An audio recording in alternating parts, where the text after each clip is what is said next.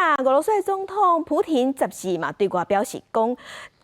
提出你认为讲好的条件，伊是讲，若是乌克兰会当放弃加入北约，也佮有对占领的些所在撤军，安尼就会当停止这场战争，互相来谈判。不过乌克兰的总统泽伦斯基认为讲，普廷无信用，就算因达成条件，洛西亚嘛是公假的。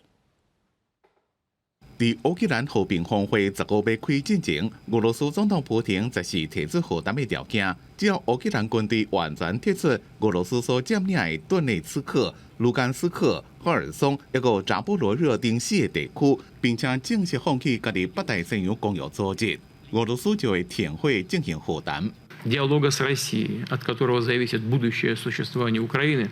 в Киеве будут принимать самостоятельно, исходя из сложившихся реалий и руководствуясь подлинными национальными интересами украинского народа, а не по западной указке.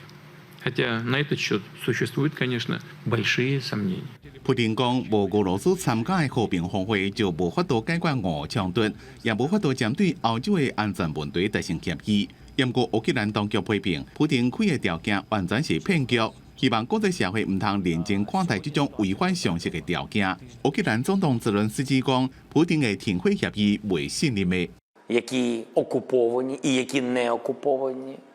говорить про кілька регіонів нашої держави, і він зупиниться, і не буде ніякого замороженого конфлікту. Меседжі ті самі, як у Гітлера, який казав, 100 років не пройшло, який казав, що дайте мені частину Чехословакії і на цьому все закінчиться.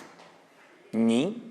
це брехня історична. 美国国防部长奥斯汀回应讲，普廷无资格对乌克兰提出和平要求，并且强调，普廷会让自乌克兰领土撤军来结束冲突。北约也补贴普廷的要求，也佮讲这并不是善意的提议，是想要占领更加侪乌克兰的领土。